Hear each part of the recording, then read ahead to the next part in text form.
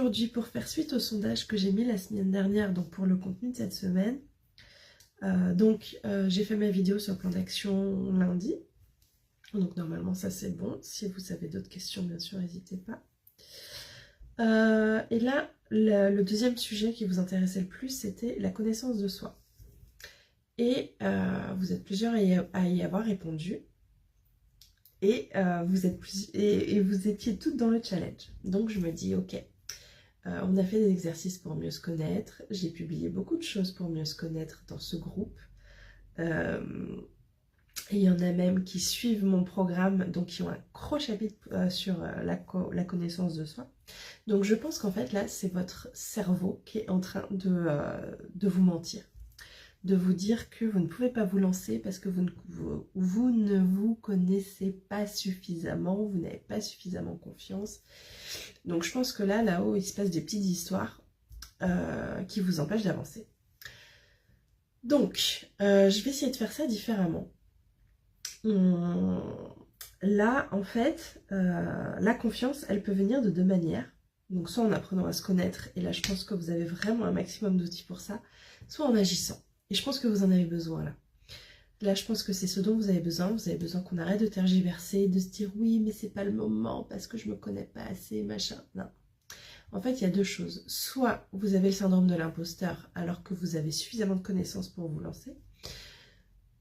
Soit vous avez le syndrome de l'imposteur parce que clairement, vous n'avez pas suffisamment de connaissances. Et ça, c'est ok aussi. Les deux sont ok. Sauf que du coup, le conseil que je vais vous donner là aujourd'hui, ça va être d'alterner apprentissage et action.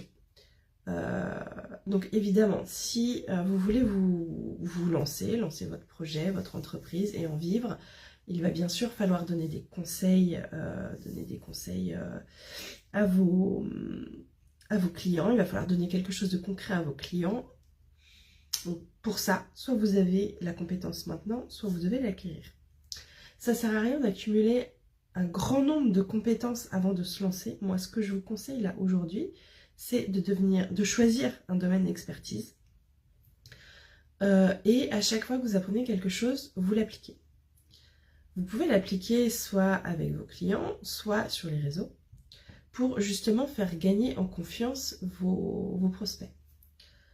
Donc là, je pense qu'il faut arrêter de se dire « j'ai pas confiance, je peux pas me lancer ». C'est soit vous avez les connaissances et vous les partagez, soit vous ne les avez pas, dans ce cas-là, vous les apprenez et ensuite vous les partagez. Et la confiance, elle va grandir comme ça. Quand vous verrez en face vos clients vous dire, ou vos prospects vous dire « ah mais merci, tu as réglé un problème que j'avais depuis des années, merci ». Là, vous allez gagner en confiance. En fait, vous n'avez pas à connaître un milliard de choses de plus que vos prospects. Vous avez besoin d'être sur la marche supérieure. C'est tout. En fait, vous allez grimper petit à petit en développant vos compétences, vos connaissances. Et votre objectif à vous, c'est de faire grimper votre prospect petit à petit, mais juste une marche en dessous de la vôtre. Donc, ce que vous savez, ce qui vous a aidé à grimper sur la marche supérieure, vous pouvez l'enseigner ou l'apporter ou le vendre à vos prospects pour que justement ils grimpent cette marche aussi. Et ainsi de suite.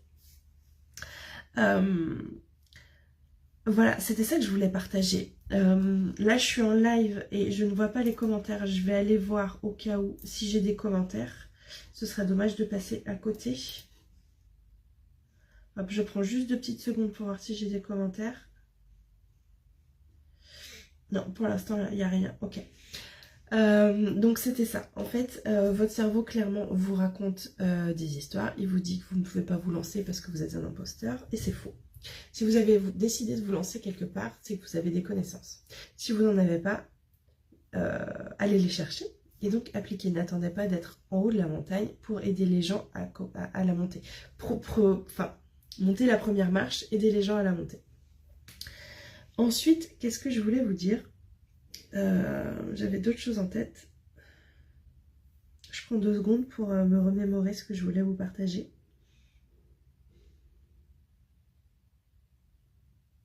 Non mais c'est bon. C'est bon en fait, tout simplement. Écoutez pas les histoires. Enfin, écoutez-les, parce qu'il y a toujours un petit message, il y a toujours un petit fond de vérité. C'est même pas ça, c'est même pas qu'il y a un fond de vérité. C'est essayez pas de combattre votre petite voix.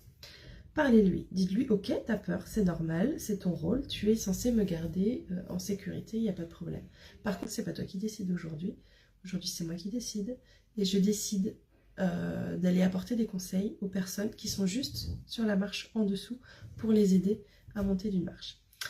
Voilà ce que je voulais partager aujourd'hui. Pardon pour, pour le dérangement, bon vous êtes maman, vous savez que ça peut arriver. Je vais essayer de voir comment je peux rectifier ça. Je vous souhaite bien sûr une très très bonne journée. J'espère que ça vous a aidé.